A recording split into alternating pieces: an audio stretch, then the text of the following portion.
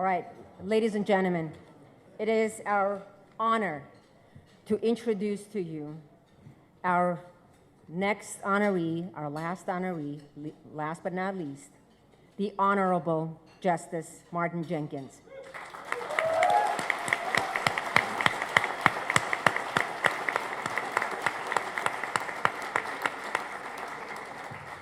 We are at an Armenian Bar Association event, and it's only important to inform you all that Justice Jenkins' connection with the Armenian community, not to mention Armenian food and his love for the food, goes back 35 years. In 1989, then California Governor George Deukmejian recognized a rising star in the legal profession and appointed Justice Jenkins to the Oakland Municipal Court.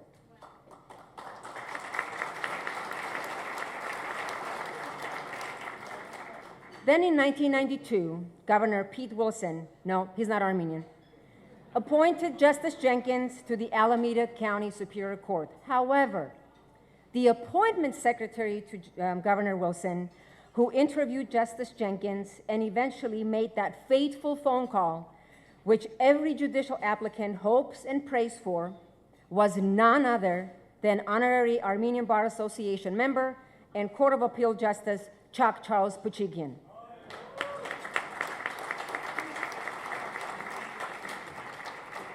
Throughout his career on the bench, one of Justice Jenkins' big supporters and good friends has been Marvin Bagdasarian, better known to most of us as a retired California Supreme Court Justice Marvin Baxter, another honorary member of the Armenian Bar Association.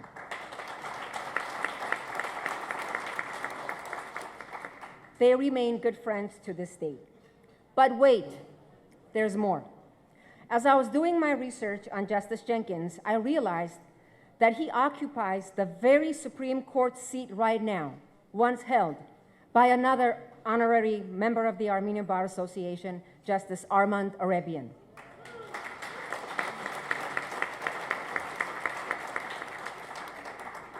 Fittingly, we now come full circle today, because just as Justice Jenkins is celebrating his 35th anniversary of Governor Deukmejian's appointment and his connection with the Armenians, us too, the Armenian Bar Association, is celebrating its 35th anniversary this year.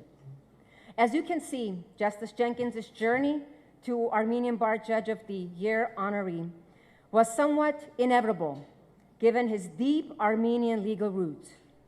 But another Armenian played a role in steering Justice Jenkins into the legal profession in the first place. You see, before heading to law school, Justice Jenkins briefly played as a cornerback for the 1977 Seattle Seahawks. The offensive coordinator on that team, Sam Bogosian. The NFL's loss is our great gain.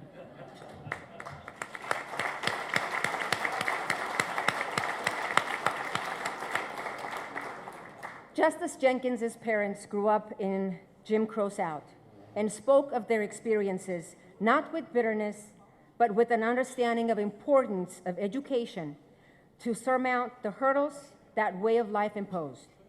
Given his parents' examples, it is not all that surprising Justice Jenkins turned to law because he realized, in his own words, if I furthered my education, I could give back. So then he left NFL and enrolled in University of San Francisco School of Law. Justice Jenkins was determined to use the law as a vehicle for a life devoted to public service. And what a life that has been. Justice Jenkins started as one of the first African-American prosecutors in the Alameda County DA's office. Then, fittingly, given his parents' experiences in the South, he joined the United States Department of Justice's Civil Rights Division. There, he investigated and prosecuted acts of religious and racial violence throughout the country. His time there inevitably led him to return to the very region his parents moved from, the South. However, when he arrived, he was surprised to find that instead of being received with relief, he was met with fear. Fear that whatever change he imposed would be clawed back as soon as he left. In speaking with Justice Jenkins, it is impossible not to be drawn in by the very qualities that we as judges aspire to convey every day in our courtrooms: empathy, humility, and perhaps the most important quality of all, the ability to listen. Justice Jenkins speaks fondly about his parents, especially his father, who had a profound impact on his life, career, and the choices he made. His father was a custodian at Coit Tower. Justice Jenkins would go to work with him in the summer growing up. In the morning, his dad washed windows and cleaned toilets. By afternoon, he had put on a suit and would give tourists from all around the world a tour of San Francisco from the top deck. Then, his father would come down and talk about the big murals that still adorn those walls to this day. It was his father's passion. Ever observant, this experience taught Justice Jenkins the value of treating people kindly. He noticed how people lit up because someone took time, was concerned about them, would give them suggestions about places to eat and things they should see. Justice Jenkins decided not to pursue any particular area of law. Instead, he wanted to give back to the public like his father. He wanted to add value to people's lives in any way he could. Lucky for all of us, he chose the law as his tool to do just that. Justice Jenkins eventually returned to California to work in-house at Pacific Bell so he could care for his ill mother. His mother passed away the very day Justice Puchigian called to congratulate him on his appointment to the court.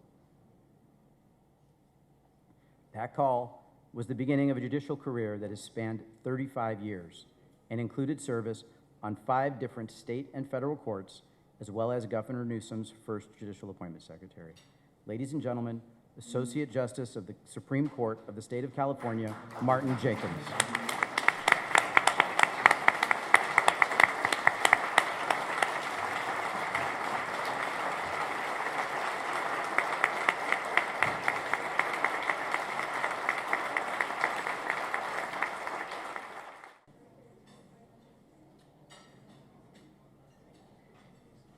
So, I promise to be brief.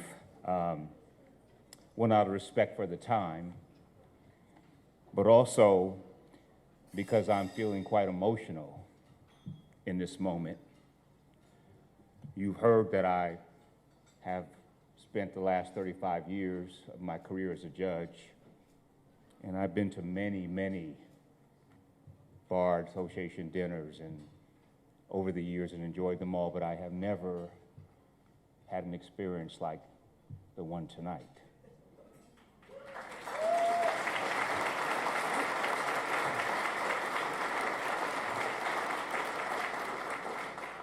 So I fancied myself, you heard a bit of the introduction, I fancied myself tonight that I would stand here and give you a greeting in your native language.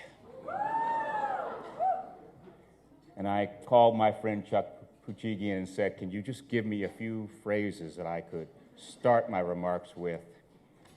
And by the time we started to try to work through the trilling of the R's and the guttural sounds, I said, this is not going to work. I would end up offending the audience if I tried to do so. So I put that aside and I quickly pivoted to what I really want to say, which is thank you. You heard in the introduction, my judicial career was launched by the founding members of this organization. Before I knew any of you, you embraced me. And that first appointment made by Governor Deukmejian, he appointed me a Democrat whose father was a janitor, who knew no one of political significance, who really did not have any positions of note that would have catapulted me to the front of the line. And he took a chance, appointing me as a Democrat to the municipal court. And when I asked Marvin Baxter in the interview, what was it about me that the governor thought I could give back to my community, he said, your life experience.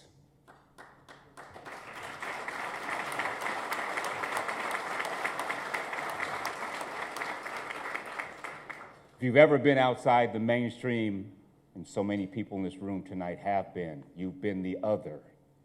You know what that feels like. And you spend the rest of your time and your effort in trying to make sure that no one feels like that again.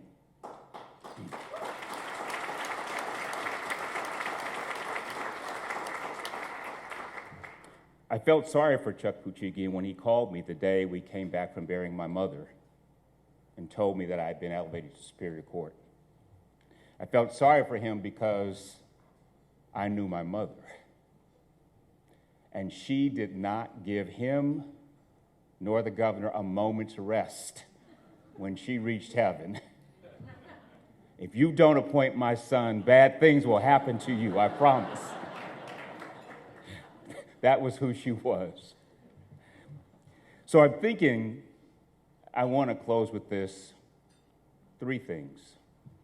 First, Zavin. What a wonderful, wonderful legacy you have created. What a wonderful award you received tonight. But I hope you know in this moment that the greatest gift that's been given to you tonight is the gift of love. In this room, there is genuine love for you, and that is rare in our profession. Congratulations.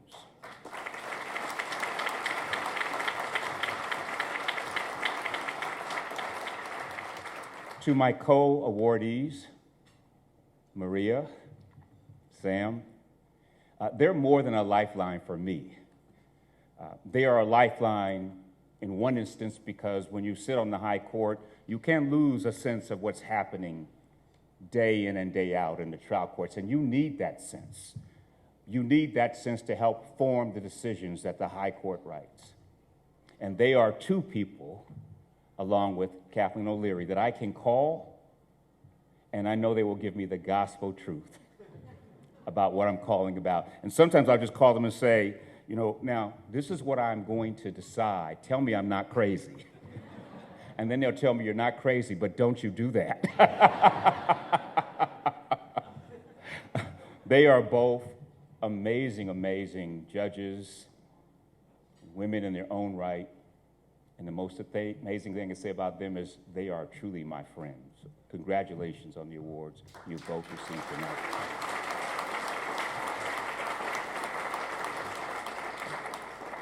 So I want to close with a poem that I have carried around with me for just about 38 years now.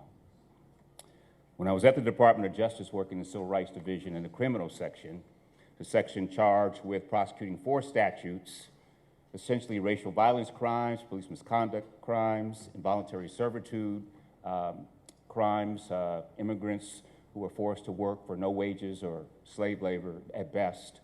Traveling all around the country as a 24-year-old, I found myself at one point in a rural town in Georgia working on an excessive force case. It was a terrible case. What happened to these young men should never happen to any human being. And what I found, having heard my parents tell the stories, having grown up in Texas and Louisiana, respectively, in the Jim Crow South, the atrocities they experienced and they saw that never embittered them is why I chose to do that work, to have my own real-time experience, to give back in a way that they had taught me to. And here I was in this investigation, and approached by an African-American woman who was about the age I am now, criticizing me for being there, suggesting that I go home back to Washington, D.C., because as she said, you come down here and you start all this trouble, and then these crackers make us pay for it. And I was devastated. That is not the greeting I expected. And I called a friend of mine to tell him what had transpired. And he sent me this poem, and I have kept it. I have one on my desk in my chambers. I have one at home. The work that this Bar Association does is challenging and difficult to lift up the cause for diversity and full inclusion. The work you do domestically here and in your native land is challenging and difficult. And sometimes we grow tired, and we need something, someone to inspire us. This is what this poem has been for me. It was written by one of the Harlem Renaissance poets, one of my favorites, Langston Hughes, but I must admit, before it was sent to me, I'd never read it. And I hope it will do for you what it's done for me. Whenever I'm lost, whenever I'm fatigued, whenever I'm tired, whenever I feel like I cannot go on, I read this poem. And it's called Dream of Freedom. Written by an African-American man from the Jim Crow South, who clearly was not embittered by what happened to him. Dream of Freedom reads as follows. There is a dream in the land with its back against the wall. By muddled names and strange, sometimes the dream is called. There are those who claim this dream for theirs alone, a sin for which we know they must atone. For unless shared in common like sunlight and like air, the dream will die for lack of substance anywhere. The dream knows no frontier, no tongue. The dream knows no class or race. The dream cannot be kept secure in any one locked place. This dream today, embattled with his back against the wall, to save the dream for one, it must be saved for all. Thank you so very much.